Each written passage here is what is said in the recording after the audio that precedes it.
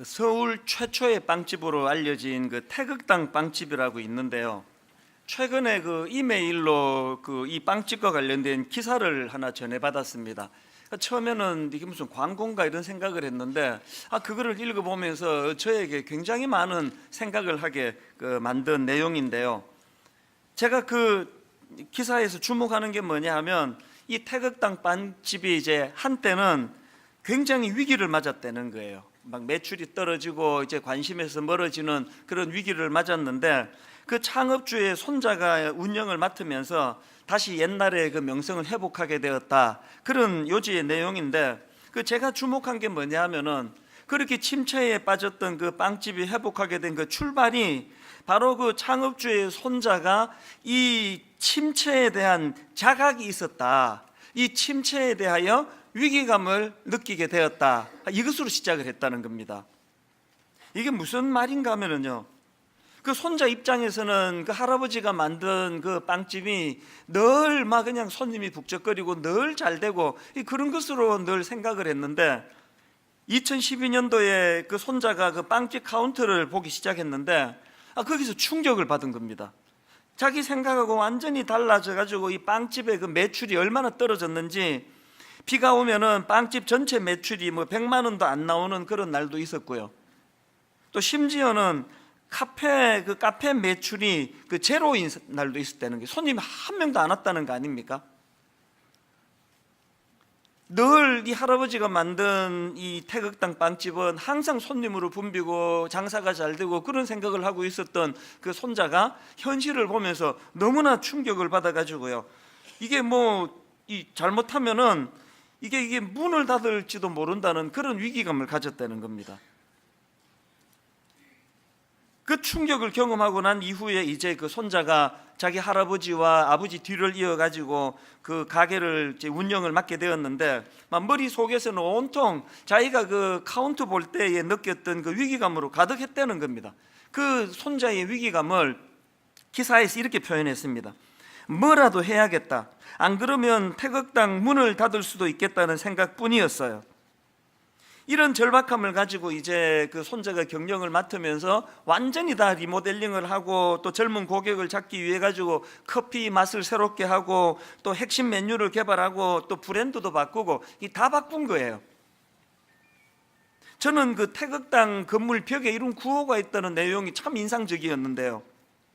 많은 것이 바뀌었지만 아무것도 바꾸지 않았습니다. 신스 1946년. 제가 이 기사에 관심을 가진 이유는 이 태극당과 마찬가지로 오늘날 한국교회도 그 지난 70년대, 80년대에 엄청난 부흥과 성장을 경험한 적이 있지 않았습니까? 그랬는데 불행하게도 지금은 침체 상태예요. 영적으로 침체고 성장도 되지 않는다고 아우성을 치는 시대입니다. 그렇기 때문에 제 마음에서 늘 어떻게 하면 이 한국교회가 다시 영적인 성장을 경험하고 영적인 부흥을 경험할 수 있을까, 그런 생각을 하면서 이 기사를 보니까 저는 그 빵집 손자가 가졌던 그 침체에 대한 자각, 이 절박함, 이거 이러다가는 이게 문 닫을 수도 있겠네, 망할 수도 있겠네, 이런 절박한 마음이 이 출발이 됐고, 그 절박한 마음을 가지고 모든 걸 다 바꾸었는데, 그 바꾸게 된 포인트를 많은 것이 바뀌었지만 아무것도 바뀌지 않았습니다. 무슨 말입니까? 본질은 절대로 손대지 않았다는 거예요.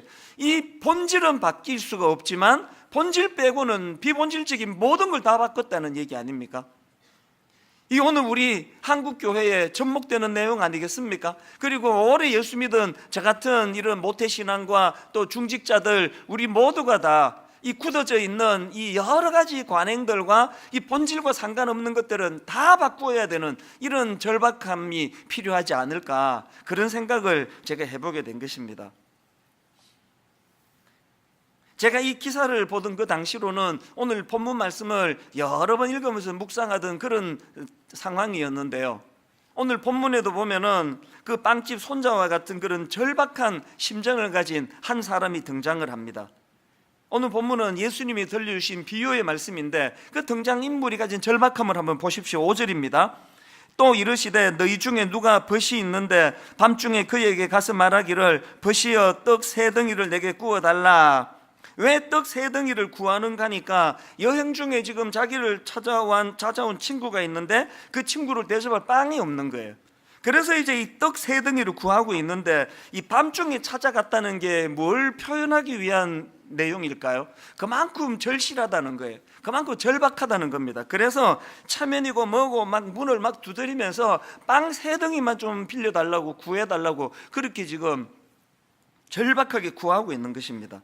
그랬더니 결과가 어떻게 나왔냐? 7절과 8절입니다. 그가 안에서 대답하여 이르되 나를 괴롭게 하지 말라. 문이 이미 닫혔고 아이들이 나와 함께 침실에 누웠으니 일어나 내게 줄 수가 없노라 하겠느냐? 내가 너희에게 말하노니 비록 벗됨으로 인하여서는 일어나서 주지 아니할지라도 그 간청함을 인하여 일어나 그 요구대로 주리라. 주님이 이런 말씀을 주시면서 그 다음에 유명한 우리도 익히 잘 아는 말씀을 거기다가 이제 주시는데요. 그 다음 9절과 10절을 보십시오.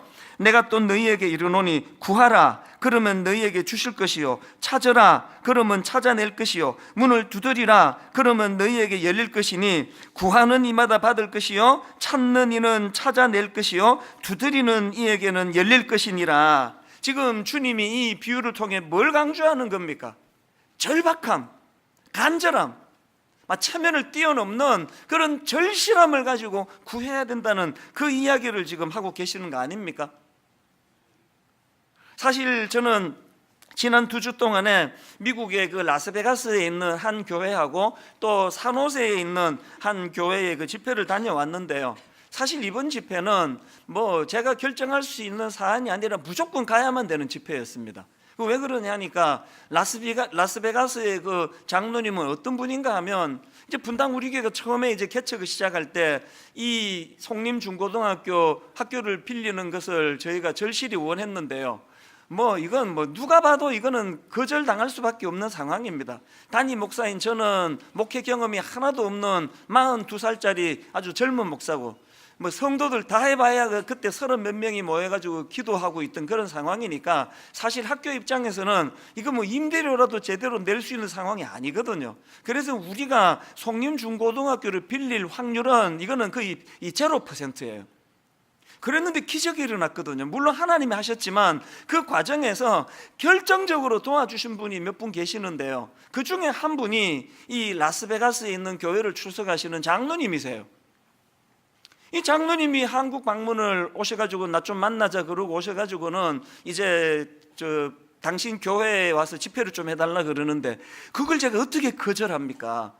이런 엄청난 사랑의 빚을 지고 있는 입장에서 제가 그걸 거절할 수가 없잖아요. 그래서 무조건 가겠다 그랬죠. 빚 갚는 마음으로. 그렇게 이제 이번에 미국 집회를 갔었는데요.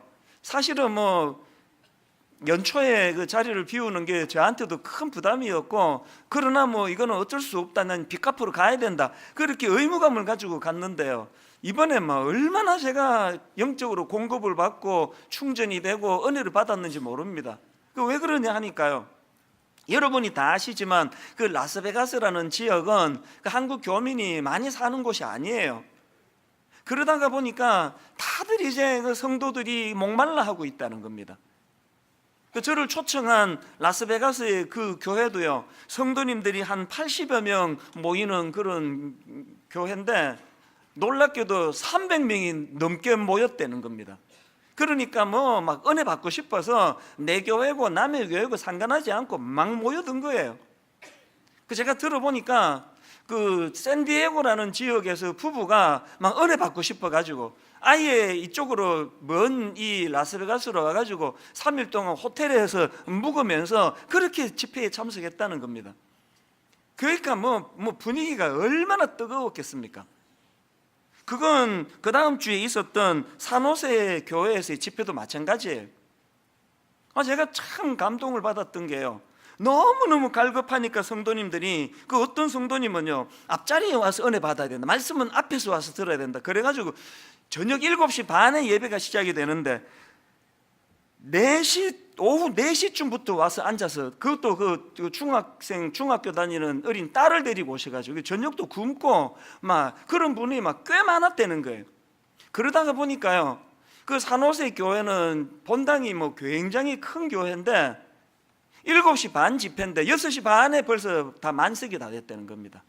그러면 집회 내내 들리는 이야기가 우리 교민들이 막 얼마나 지금 목마른지 모른다고, 막 은혜 받지 않고는 안 되는, 견딜 수 없는 마음을 가진 분이 많다고 막 그 얘기를 계속 제가 듣게 되었는데요. 그러면서 저는 분당 우리 교회를 다니는 목사니까 이런 면에서 우리 교회는 문제가 없는가? 우리에게는 그 강청하는 그 떡 세 덩이가 지금 절실히 필요해서 강청하는 예수님의 비유에 나오는 그 사랑과 같은 절실함이 우리에게 있는가? 계속 그 생각이 드는 겁니다. 여러분, 겉으로 보기에 뭐 아무리 좋은 걸 다 갖춘 교회라고 해도요, 이런 영적인 목마름이 없는 교회라면 그건 주님 보시기에 좋은 교회가 아닙니다. 여러분이 잘 아시는 요한계시록에 나오는 라오디게아 교회를 향한 주님의 책망을, 그 무서운 책망을 한번 보십시오. 요한계시록 3장 17절, 내가 말하기를 나는 부자라 부요하여 부족한 것이 없다 하나 내 곤고한 것과 가련한 것과 가난한 것과 눈먼 것과 벌거벗은 것을 알지 못하는도다. 전 두려운 거예요. 그 80명밖에 모이지 않고 교민이 얼마 되지 않아가지고 너무너무 갈급해. 또 어떤 교회는 그 미국 교회를 빌려서 예배를 드리고 갖춘 게 아무것도 없지만 그 성도들이 어떻게 해서든 은혜 받으려고 하는 그 갈급함을 갖고 있다면 하나님의 관점으로 그 교회는 부유한 교회예요. 분당 우리 교회처럼 막 사람도 많이 모이고 막 갖춘 게 다 많다 하더라도 우리 안에 이런 그 갈급함이 없다면은 이 주님 보시기에 분당 우리 교회는 눈먼 교회라는 겁니다. 가난한 교회라는 겁니다. 우리의 심령도 마찬가지 아닙니까? 언제부턴가 우리 내면에 이 갈급함이 사라져 버렸다. 이것만큼 심각한 문제가 없다는 걸 자각해야 된다는 것입니다. 그리고 또 한 가지요. 이 갈급한 것도 중요하지만요, 여러분 이 무엇에 갈급하느냐? 오늘 이 본문 말씀을 잘못 해석하는 경우를 종종 보는데요. 여기 나와 있는 그 떡 세 덩이를 얻기 위하여 막 밤중에도 문을 두드리고, 그래서 막 이제 구하라 찾으라 막 문을 두드리라, 이런 말씀을 통해서 이걸 어떻게 해석을 하느냐? 하나님께 내 얻기 위한 목적을 가지고 때를 쓰라, 간청을 해라. 아버지 이기는 아들 이기는 자식 이기는 아버지가 어디 있느냐? 막 구하면 얻을 수 있다. 매달려라, 야곱 봐라. 하나님하고 실험해가지고 막 끝끝내 막 이겨가지고 원하는 거 얻어내지 않느냐? 뭐 이런 식으로 그 해석하는 경우가 있는데 이거 아주 잘못된 해석이에요. 이거 얼마나 그 불경한 해석입니까? 하나님이 그냥 우리가 하나님 손에 그 떡 얻어내기 위하여 막 집요하게 매달려가지고 그거 뜯어내는 거를 원하시는 분입니까? 그거 아니거든요. 오늘 본문에서의 강청은 그런 뜻이 아닙니다. 정반대예요. 성경을 제대로 해석하려면 그 전후 문맥을 보셔야 되는데요, 이 본문의 출발이 어떻게 시작이 되느냐? 배경이 이렇습니다. 자, 누가복음 11장 1절을 보십시오. 예수께서 한 곳에서 기도하시고 마치심에 제자 중 하나가 여짜오되 주여, 요한이 자기 제자들에게 기도를 가르친 것과 같이 우리에게도 가르쳐 주옵소서. 그래서 지금 이 기도를 가르쳐 달라는 그 제자의 그 요청에 주님이 어떻게 응답해 주시느냐? 우리가 익히 잘 아는 주기도문을 주십니다. 2절부터 보십시오. 예수께서 이르시되 너희는 기도할 때에 이렇게 하라. 아버지여, 이름이 거룩히 여김을 받으시오며 나라가 임하시오며 우리에게 날마다 일용할 양식을 주시옵고 우리가 우리에게 죄지은 모든 사람을 용서하오니 우리 죄도 사하여 주시옵고 우리를 시험에 들게 하지 마시옵소서 하라. 기도를 가르쳐 달라는 그 제자의 요청에 대하여 주님이 주기도문이라는 굉장히 중요한 기도문을 주시고는, 그리고 그 다음에 나오는 게 오늘 본문에서 이 간청에 대한 내용입니다. 그리고 이 간청에 대한 내용의 그 마지막 결론이 어떻게 내려지는지 아십니까? 13절이 그 주님 간청 기도의 중요성을 비유로 드신 그 모든 것의 그 마무리예요. 결론이에요. 13절을 보십시오. 너희가 악할지라도 좋은 것을 자식에게 줄 알거든 하물며 너희 하늘 아버지께서 구하는 자에게 성령을 주시지 않겠느냐 하시니라. 그러니까 이 본문 말씀의 포인트가 뭐냐? 우리가 삶 속에서 이 주님께서 가르쳐 주신 이 주기도문을 구현해내야 되는데 우리는 그런 실력이 없다는 거예요. 그럼 뭘 구해야 되느냐? 그 주님 손에 들려져 있는 떡 세 덩이를 얻어내는 게 아니라 뭘 구해야 돼요?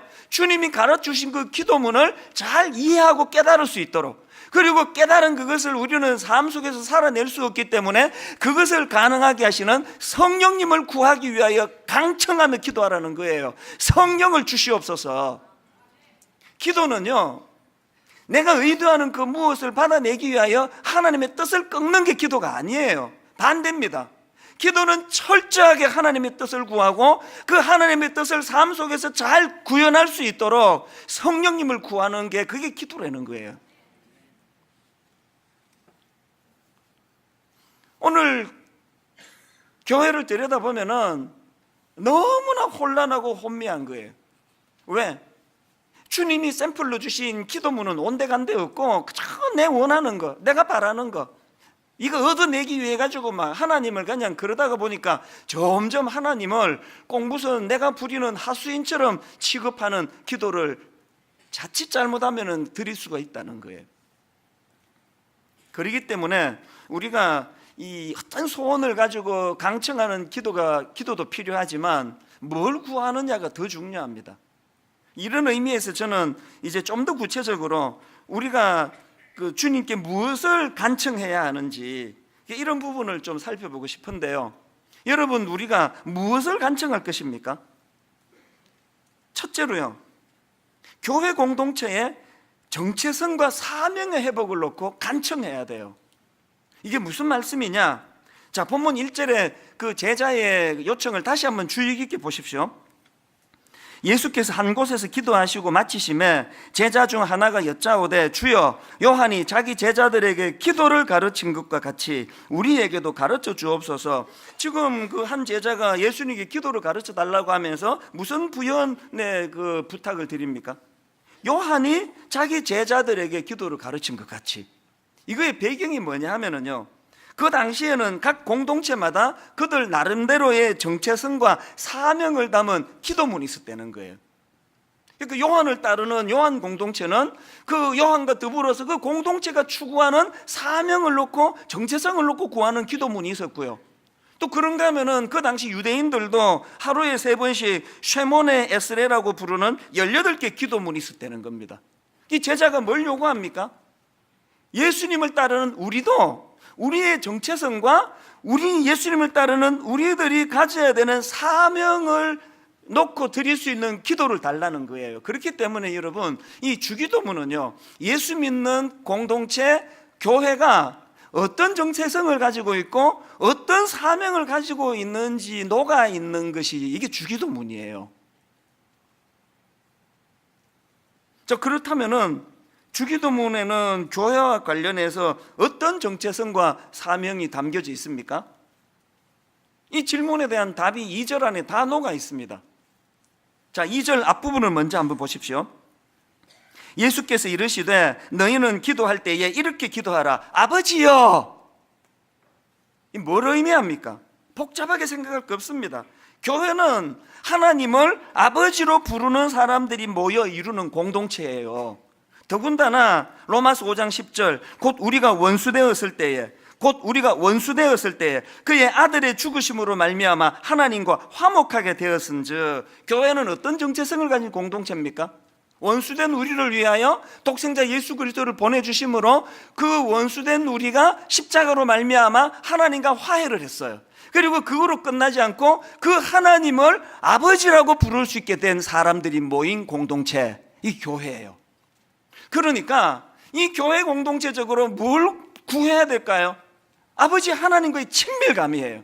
막 교회가 규모가 아무리 크고 막 목사가 뭐 아무리 달변가를 하더라도, 아무리 설교를 잘한다 그런 소리를 들어도 설교자인 목사가 성도님들과 하나님 사이에 이 친밀감, 하나님을 아버지라고 부를 수 있는 이 친밀감을 강조하지 않으면 그건 좋은 설교가 아니에요. 이런 면에서 분당 우리 교회는 좋은 교회입니까?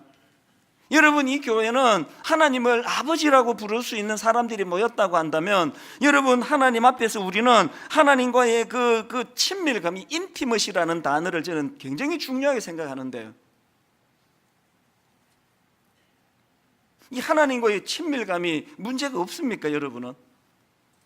엿새를 이 세상에 발을 딛고 살아가지만 늘 내 마음에 십자가를 통하여 하나님께서 내 아버지가 되신다는 사실, 그분과의 교제를 나누고 그분과의 친밀감을 가지고 살아가는 이런 부분에 있어서 문제가 없습니까?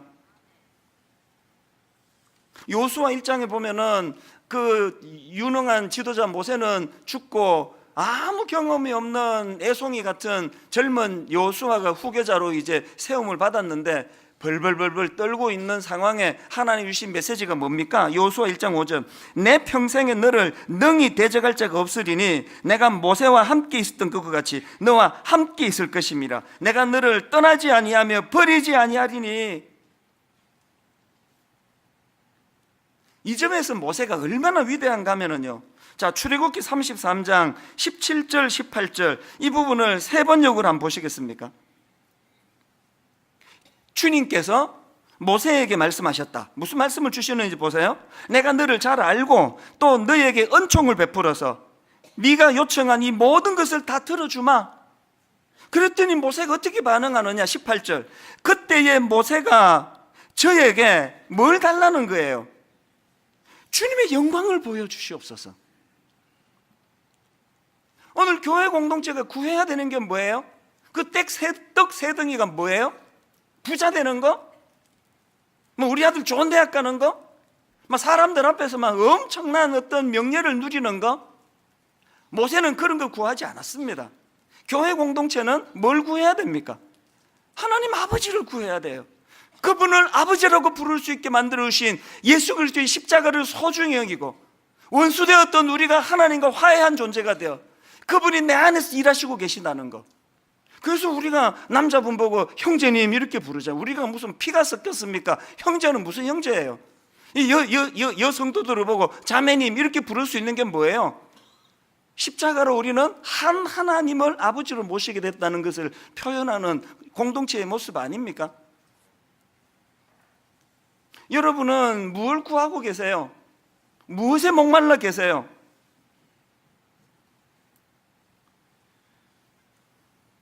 모세처럼 삶 속에서 우리는 늘 이 하나님의 임재의식을 경험해야 돼. 저는요, 우리나라 이 입시가 이게 부모와 자식 사이를 가르는 원수라고 생각을 합니다.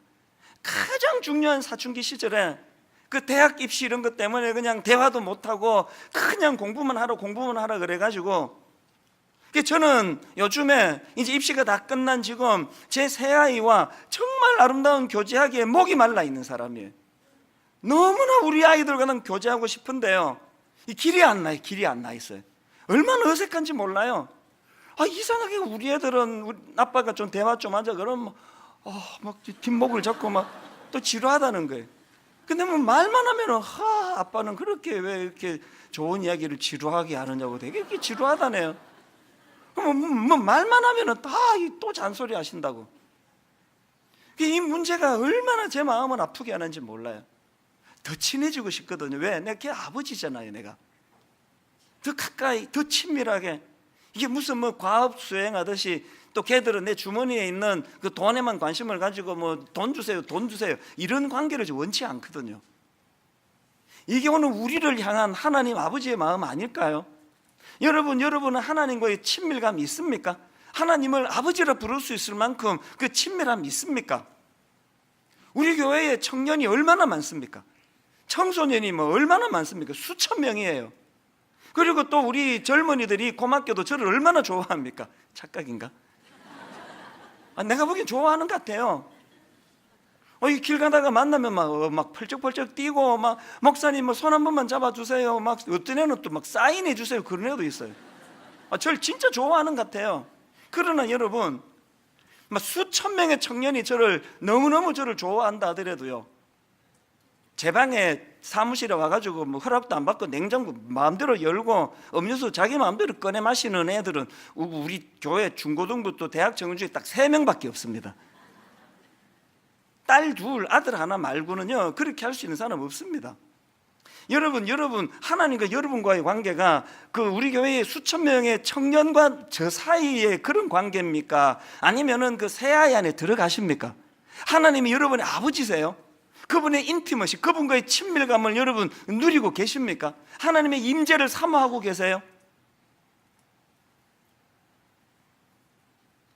모세처럼 내가 너를 잘 알고 너에게 은총을 베풀어서 네가 요청한 모든 걸 다 들어주마. 그랬을 때 모세처럼 저에게 딴 거 말고 주님의 영광을 보여주시기 원합니다.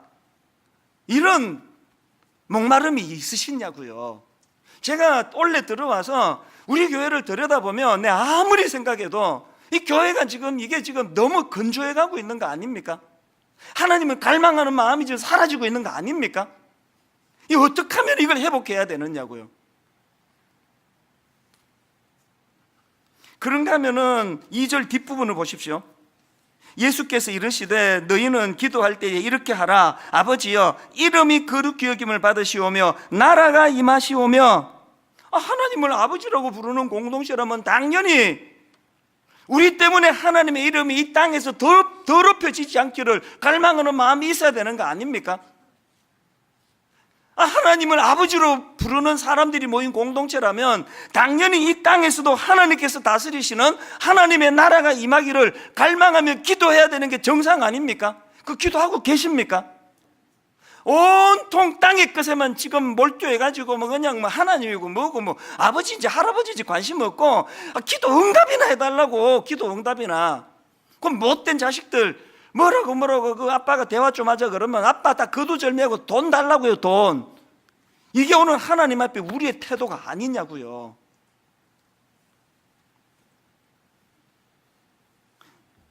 누군가가 그 우루과이의 그 어느 성당 벽에다 이런 기도문을 써놓았다고 합니다. 주기도문을 빗대가지고 이제 그 경종의 그 글인데요. 앞부분만 좀 읽어드릴게요. 하늘에 계신, 이걸 따옴표하고요, 이렇게 글을 썼습니다. 하늘에 계신이라고 기도하지 말라. 세상 일에만 관심 두고 있다면. 또 따옴표에서 우리라고 말하지 말라. 너 혼자만을 위해 살고 있다면. 또 아버지라는 데 따옴표를 하고요, 아버지라고 부르지 말라. 아들, 딸처럼 살고 있지 않다면. 뒤에도 쭉 열거가 되는데 저는 이 대목이 굉장히 마음에 와닿았습니다. 세상 일에만 몰두하고 세상 일에만 관심을 가지면서 말로만, 입으로만 하늘에 계신 우리 아버지라고 그렇게 말하지 말라는 거예요. 제가 참 이 대목이 부끄러운 게, 이걸 내가 얘기를 안 하려고 애를 썼는데 고백을 하지 않을 수 없습니다. 제가 이번에 그 라스베가스 집회를 위해서 이제 저녁 비행기를 타고 갔는데요, 어쩌다 좀 늦었습니다. 그래서 그 공항에 딱 갔더니 손님이 아무도 없어요. 다 들어가고 아무도 없어요. 제가 그 앞에 있는 직원한테 아니 이게 손님이 왜 이렇게 없습니까? 그러니까 다 들어갔다는 거예요. 그러면서 그 직원이 이제 이렇게 뭐 컴퓨터를 만지고 하더니 저에게 놀라운 복음을 전했어요. 여기서 복음은 그 우리가 아는 그 복음이 아닙니다. 기분 좋은 소식이에요. 뭐라고 얘기하는가 하니까 이번 지금 비행기가 만석이라는 거예요. 그래서 저보고 하는 말이 비즈니스석으로 업그레이드를 시켜주겠다는 거예요. 그 이야기가 들리는 순간 하늘 문이 열리고 성령이 비둘기같이 임하면서 막 평화가 물밀듯 밀려오는데요. 기분이 좋아 죽을 것 같아요. 이게 비즈니스석 타면은 누워서 안 되는데 비즈니스석 타면은 라면도 막 끓여준다는데 막 이런 생각이 들면서 그 직원 앞에서는 뭐 별로 대수롭지 않은 듯이 이렇게 그 감추는 게 진짜 힘들었습니다. 그리고는 그 카운티에서 일이 다 끝나고 바로 우리 집사람한테 전화해가지고 기적이 일어났어 여보 그러면서 비즈니스석으로 내가 갈아타고 업그레이드가 됐다고, 비즈니스석에서 라면도 주는데 누워서 가는데, 그러니까 그쪽이 또 한술 더 떠더라고요. 그 아이스크림 준다는데 그 잘 챙겨서 드세요 그러면서 그 2등석에서 주는 그 하겐다츠 아이스크림 그 챙겨서 드시라 그러고 그래서 막 좋아 죽겠는 거예요. 그래가지고 1시간 가까이 너무너무 기뻤는데 정신이 좀 차려지고 나니까 이게 너무 부끄러운 게 뭔지 아십니까? 요즘에 제가 하나님의 임재의식에 대해서 많이 묵상을 하고, 그때도요 하나님의 임재에 대해서 어떻게 하면은 내가 광야를 걸어가든 옥토를 걸어가든 주님과의 동행, 임재, 이거를 굉장히 묵상을 했는데 그 여 직원이 업그레이드 시켜주겠다고, 비즈니스석으로 업그레이드 시켜주겠다는 그 이야기가 들려지는 순간 뭐 임재고 뭐고 뭐 관심도 없고 누워서 간다는 생각 때문에 막 좋아 죽겠더라고요. 더 웃기는 게 뭔지 아세요? 그게 진짜 누워서 갔거든요. 누워서 가는 내내 든 생각이 뭔지 아세요? 올 때도 이래야 되는데. 제가 우리 딸한테 그 문자를 나중에 보내면서 이렇게 썼습니다. 네 아빠가 이렇게 공짜를 좋아하는지 나도 몰랐다. 뭐 목사고 뭐고 없습니다. 그저 우리는 그냥 뭐 땅에서 잘 되고 뭐 땅에서 이렇게 편하게 가고 뭐 누워서 가고 뭐 사람들에게 뭐 설교 잘한다고 인정받고 뭐 교회 큰 것 때문에 이런데 우리는 본능적으로 끌리게 돼 있는 존재예요. 어쩔 수가 없습니다. 그래서 어떻게 해야 된다고요? 간청 기도를 드려야 돼. 간청 기도. 그래서 우리가 하나님 앞에 구해야 된다는 겁니다. 그런가 하면은 두 번째로 우리가 무엇을 간청해야 되느냐? 성령 충만을 간청해야 된다는 겁니다.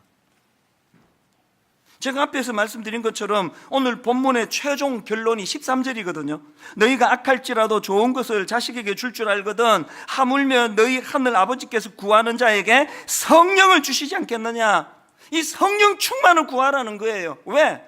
아무리 주님이 주기도문 우리에게 주셔서 삶의 지침으로 주셔도 우리는 그것을 깨달을 수 있는 능력이 없고요, 그걸 깨닫는다 할지라도 그 삶 속에서 그것을 구현할 실력이 없는 존재예요. 제가 방금 부끄러운 고백을 했잖아요. 하나님 나라를 구하고 하나님의 영광을 구하는 일이 땅의 것 구하는 것보다 훨씬 어렵기 때문에 성령 충만을 구해요. 성령 충만. 네한테서 나오는 게 아니다. 그래서 성령 충만을 구해라. 누가복음 24장에 보면은 이제 예수님께서 제자들과의 마지막 만남, 승천하기 전에 마지막 만남이 기록되어 있는데요, 그때 주시는 말씀이 진짜 의미가 있습니다. 누가복음 24장 45절부터 한번 보십시오. 이에 그들의 마음을 열어 성경을 깨닫게 하시고 또 이르시되 이같이 그리스도가 고난을 받고 제3일에 죽은 자 가운데서 살아난 것과 또 그의 살아날 것과 또 그의 이름으로 죄사함을 받게 하는 회개가 예루살렘에서 시작하여 모든 족속에게 전파될 것이 기록되었으니 너희는 이 모든 일의 증인이라. 잘 들어보세요. 예수님이 제자들이 그 예수님의 증인으로서의 삶을 살 수 있도록 말씀을 깨닫게 해주세요. 성경을 깨닫게 해주십니다. 근데 그게 다가 아니고요, 뭘 더 하나 더 강조하는 게 뭐냐? 바로 그 다음 49절을 보십시오.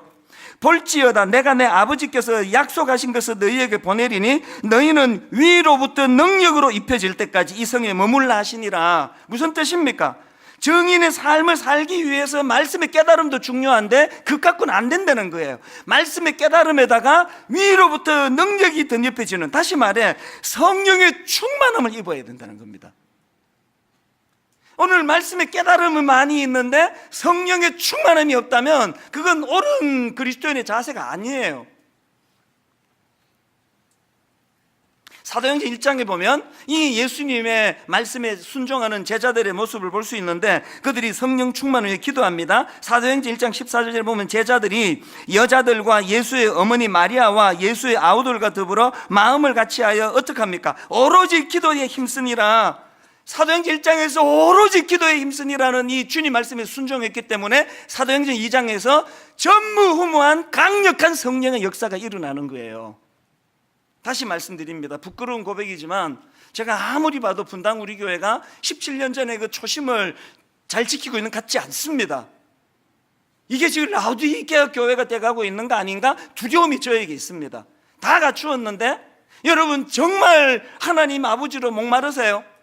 여러분 정말 성령 충만으로 갈증을 느끼고 계세요? 심지어는 말씀의 깨달음까지 있다 할지라도 내 내면에 그런 목마름이 없다면 태극당 그 손자가 우리 할아버지가 오픈한 이 가게는 항상 잘 된다는 착각에 빠져 있다가 위기감, 이러다가 이게 문 닫을 수도 있겠네. 그 위기감에서부터 그 태극당이라는 그 가게가 회복이 되었던 것처럼 오늘 우리 모두가 올 한 해 목숨 걸고 구해야 되는 게 이거예요. 목마름을 회복시켜 주시옵소서. 무슨 목마름? 주님 손에 들려져 있는 그거 얻어내리는 데 대한 목마름이 아니에요. 이쯤에서 저는 오늘 굉장히 중요한 선포를 하나 하려고 하는데요, 여러분 들어오시면서 이 책자를 다 받으셨죠? 하나님을 가까이 하는 21일. 그리고 그 밑에 오직 주님을 열망합니다. 제자들이 말씀의 깨달음을 얻고 또 주님이 가르치신 대로 위로부터 내려오는 신령한 성령 충만을 구하라 했을 때 오로지 기도에 전념했던 것처럼 전 교회적으로 우리가 21일 동안에 3주 동안에 목마름을 가지고 주님을 갈망합니다. 주님을 사모합니다. 토미 테니가 이런 말을 했습니다. 하나님은 굶주리고 갈급한 자들을 찾고 계신다. 하나님은 당신을 향한 굶주림, 당신을 갈급히 찾는 자들을 주님께서 원하신다고 한다면 여러분이 21일 동안에 전 교회적으로 하나님의 목말라 찾는, 갈급해하는 역사가 일어나게 되기를 바랍니다. 분당 우리 교회가 사람 많이 모여서 좋은 교회가 아니라 주님을 갈망하는 자들이 모여 있어서 좋은 교회. 이 응답 받아가지고 이번에 집을 샀다, 이 응답 받아가지고 이번에 우리 애가 공부도 못하니 좋은 대학 갔다, 이런 것들을 구하는 교회가 아니라 하나님 자신을 목말라 구하는 교회. 우리는 주님을 갈망합니다. 모세처럼 그저 저는 딴 거 원하지 않습니다. 하나님의 영광을 구합니다. 복잡하게 설명할 거 없습니다. 이제 내일부터 요한복음을 가지고 그 매일 성경을 갖고 하던 큐티 잠깐 내려놓으시고요. 이제 요한복음 1장서부터 이제 체계적으로 여러분 읽어가면 묵상하시고 아침에 일어나면 하나님 앞에 그 목마름을 기도로 고백하시고요. 저녁에 잠자리 들기 전에 목마름을 기도로 고백하시고요. 가능하다면 여러분 이 새벽 예배에 나오셔가지고 공동체적으로 말씀을 같이 나누시고요. 그리고 저는 다음 주일날 금식에 대한 기도를 설교를 할 것입니다. 그리고 이제 다락방 시작하기 전에 3월 1일 전 순장님과 순원들이 함께 모여서 금식 집회를 가질 것입니다. 이 모든 것들이 하나님에 대한 목마름으로, 그래서 나는 하나님을 갈망합니다. 시편 63편 1절에 보니까 하나님이여 주는 나의 하나님이시라. 내가 간절히 주를 찾되 물이 없어 마르고 황폐한 땅에서 내 영혼이 주를 갈망하며 내 육체가 주를 앙모하나이다. 이 목마름을 회복하는 저와 여러분 되시기를 바랍니다. 결론을 맺으면서요, 오래전에 어떤 교역자가 저에게 강의 하나를 동영상을 보내왔는데 이것도 신기해요. 볼 시간이 없었습니다. 안 보고 있었는데 어제 오후에 제가 이걸 봤네요. 얼마나 많은 느낌, 깨달음을 받았는지 모릅니다. 어느 교수님이 강의한 동영상인데요, 그 강사가 이제 무슨 얘기를 하느냐, 그 사막이나 오지를 레이싱하는 그 모험가를 만나 대화를 나누었대요. 그 모험가는요, 사하라 사막과 같은 그 사막을 막 수백 킬로 횡단하는 그런 모험가래요. 그 교수님이 그 모험가에게 물었답니다. 사막에서는 무엇 때문에 죽습니까? 무엇으로 죽나요? 이 질문할 때는 정갈에 물려 죽고 뱀에 물려 죽고 이런 생각을 했는데 좀 다른 이야기를 하더래요. 사막에서 죽는 사람들이 주로 뭘로 죽느냐? 탈수로 죽는, 탈수. 그 이상한 이야기를 그 다음에 해요. 그런데 그 죽어가는 사람들, 상당히 많은 사람들이 물이 있다는 거예요. 물통에 물이 있는데 왜 탈수로 죽습니까? 이상하잖아요. 그 모험가가 덧붙여 이런 이야기를 했답니다. 왜 물이 있는데 탈수로 죽느냐? 여러분 아시지만 그 사막이 너무 뜨겁지 않습니까? 건조하지 않습니까? 한 45도까지 오르고 그러니까요. 막 너무너무 장렬하는 태양에 건조하니까요. 이 땀이 흐르면은 바로바로 말라버린대요.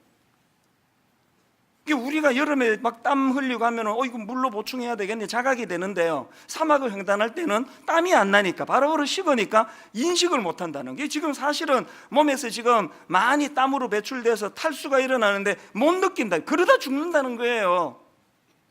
그래서 그 교수님이 그 모험가에게 다시 물었답니다. 그럼 대안이 뭡니까? 어떻게 하면은 사막에서 목마름으로 죽지 않고 살아남을 수 있습니까? 그랬더니 의외로 간단한 대답을 했습니다.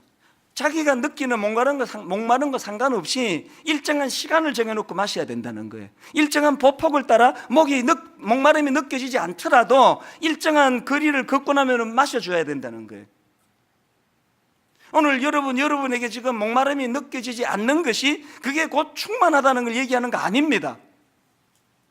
사단이 지금 바로바로 우리의 땀을 다 지금 증발시켜 버려가지고 느낌이 없어요. 이게 지금 건강하다는 걸 말하는 거 아닙니다.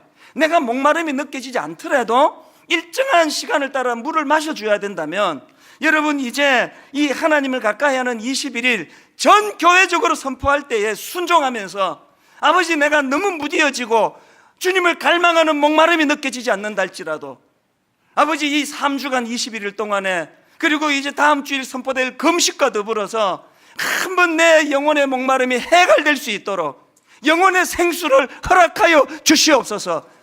빛 좋은 게살구가 아니라 내 심령이 주님을 갈망하는 이 뜨거움을 회복할 수 있게 하여 주시옵소서.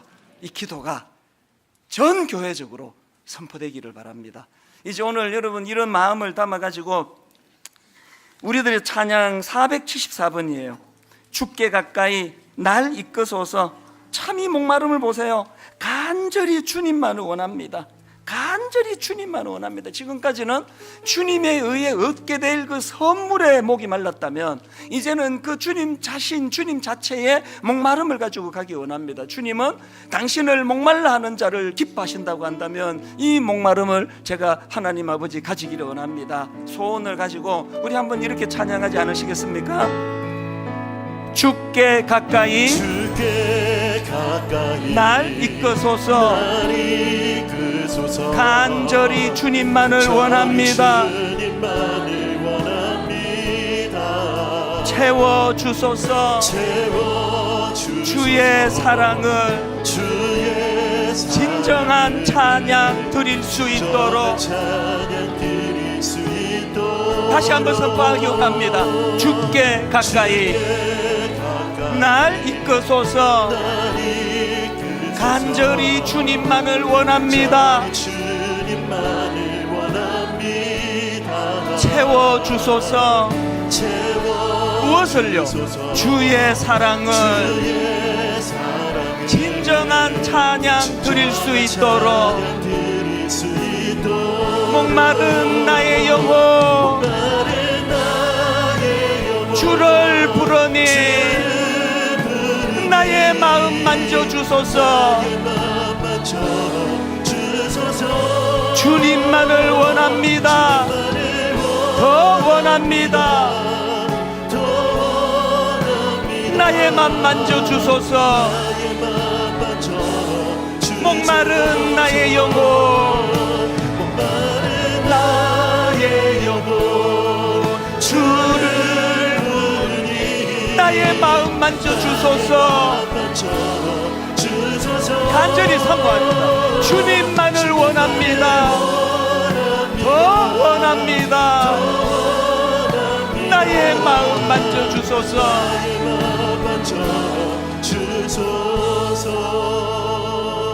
다시 강조합니다. 우리는 주님께서 가르치신 기도 뭔 뜻인지 잘 모릅니다. 알아도 그 구원할 능력이 우리에게 없습니다. 목사고 뭐고 여차하면 땅에 끝에 온통 마음이 쏠릴 수밖에 없는 게 우리이기 때문에, 하나님 사막을 횡단하는 이 위험한 인생의 여행길에 사단이 지금 땀이 나오는 족족다 이거를 그냥 마르게 하다가 보니까 인식을 못합니다. 내가 얼마나 위험한 상태라는 걸, 얼마나 지금 탈수 상태가 심하다는 걸, 목마름에 대한 자각이 없기 때문에 그러다가 쓰러지면 끝나는 거예요. 하나님 이번 21일 이 기간 동안에 내 영혼의 목마름을 회복시켜 주시기 원합니다. 내 영혼의 목마름을 회복시켜 주시되 하나님 자체에 대하여, 하나님 당신에 대하여 나는 목마릅니다. 하나님 인생길에 저는 주님이 필요합니다. 저는 주님의 임재가 필요합니다. 이 사모함을 가지고 우리 한 번 더 이 찬양 부를 동안에 아버지 주님의 얼굴을 구하기 원합니다. 모세처럼 다른 어떤 것이 아니라 주님의 영광을 구하기 원합니다. 우리 절실하게 사모하시면서 우리 한 번 더 이렇게 고백합니다. 주께 가까이 날 이끄소서. 주께 가까이 날 이끄소서. 간절히 주님만을 원합니다. 채워주소서. 주의 사랑은 진정한 찬양 드릴 수 있도록 목말라 다시 한번 이렇게 고백합니다. 주께 가까이 날 이끄소서. 간절히 주님만을 원합니다. 목말라 부르짖습니다. 채워주소서. 무엇을요? 주의 사랑을 진정한 찬양 드릴 수 있도록 목마른 나의 영혼 주를 부르니 나의 맘 만져 주소서. 주님만을 원합니다. 더 원합니다. 나의 맘 만져 주소서. 목마른 나의 영혼 주를 부르니 나의 마음 만져 주소서. 주님만을 원합니다.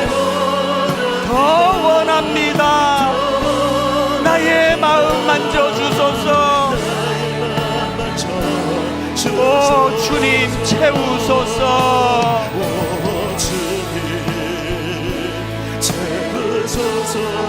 나의 잔을 높이 듭니다. 하늘 양식 내게 채워주소서. 넘치도록 채워주소서. 여러분 무엇에 목마르십니까?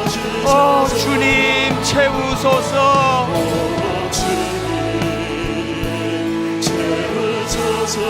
나의 잔을 높이 듭니다.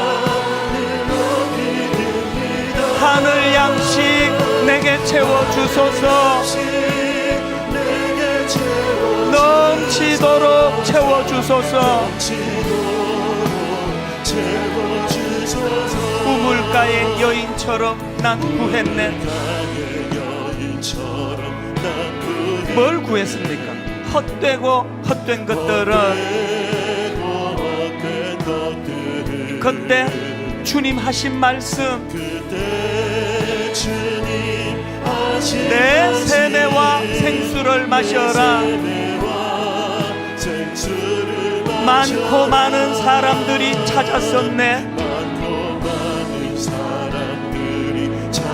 뭘 찾았습니까? 헛되고 헛된 것들은 주 안에 감추인 보배, 세상 것과 난 비길 수 없네. 오 주님 채우소서. 나의 잔을 높이 듭니다. 하늘 양식 내게 채워주소서. 넘치도록 채워주소서. 우리 다 자리에서 일어나셔서 오 주님 채우소서.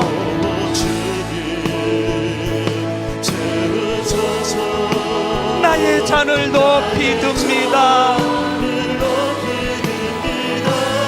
하늘 양식 내게 채워주소서. 넘치도록 채워주소서. 여러분 마지막으로 하나님 앞에 목마름을 가지고 선포합니다. 오 주님 채우소서. 나의 잔을 높이 듭니다. 하늘 양식 내게 채워주소서. 내게 채워주소. 넘치도록 채워주소서. 이 한 제목 가지고 기도하기 원합니다. 오직 주님을 열망합니다. 주님을 갈망합니다. 아버지 주님을 열망하는 저에게 주님 아버지 충만하게 임하여 주시기 원합니다. 성령 충만을 구합니다. 우리 한 목소리로 이 시간 갈망하며 통성으로 같이 기도하시겠습니다. 살아계신 하나님 아버지, 오늘 예배 가운데 임재하여 주시는 주님, 오늘 공허한 내 영혼에 주님이 찾아와 주셔 내 아버지 안에 계시는 주님께서 내 마음을 어루만지고 계셔 오늘 우리의 공허한 마음이 사라지는 은혜를 경험하기를 원합니다. 이미 내 안에 좌정하고 계시는 성령님, 그분을 근심하게 했던 우리의 죄들을 용서하여 주시기 원합니다. 오 주님을 갈망합니다. 주님을 목말라 갈망합니다. 주님은 당신을 목말라 하는 자들을 기뻐하신다고 하는 이 사실을 기억하고, 하나님, 당신을 목말라 갈망하는 저희들 되게 하여 주시옵소서. 친절하게 하여 주시옵시며, 아버지 하나님, 이전에 구했던 것들을 내려놓고 오직 주의 영광을 구하는 자리를 나아갈 때, 이전에 맛보지 못했던 그 은혜를 보게 하여 주시고, 이전에 경험치 못한 그 은혜를 알게 하여 주시기를 원합니다. 아버지 하나님, 가까이 하는 그것이, 아버지 하나님, 그 신뢰지는 그 길을 나아가는 길을 아버지 알게 하여 주시고, 내 삶 가장 가까이 와 계신 하나님, 그 주님을 알게 하여 주시옵소서. 그 주님을 더 알기 원합니다. 그 주님을 더 경험할 수 있기를 원합니다. 아버지는 모든 해결하시는 그 생수의 그늘 되시는 그 은혜, 아버지 우리가 합해 주시고, 아버지 하나님 저희를 새롭게 하여 주시옵소서. 아버지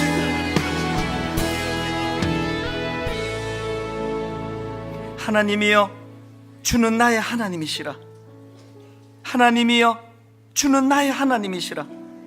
내가 간절히 주를 찾되 물이 없어 마르고 황폐한 땅에서 내 영혼이 주를 갈망하며 내 육체가 주를 앙모하나이다. 하나님은 굶주리고 갈급한 자들을 찾고 계시는데 오직 주님을 열망합니다. 이 21일 동안 아버지 목마른 사슴이 물을 찾아 갈망하며 헤매이듯이 오래 아버지 이 사막 같은 세상을 횡단하며 이미 아버지 탈수 증상을 느껴야 되는 상황임에도 불구하고 갈급함을 느끼지 못해 사막 한가운데 쓰러져 죽을 수밖에 없는 우리의 영혼이 피폐해 말라 들어가기 이전에 주님을 갈망하는 이 갈망을 회복시켜 주셔서 하나님 아버지, 주님을 갈망하는 자들에게 주시는 풍성한 은혜의 생수를 공급받기 원합니다. 부어 주시옵소서. 충만케 하여 주시옵소서.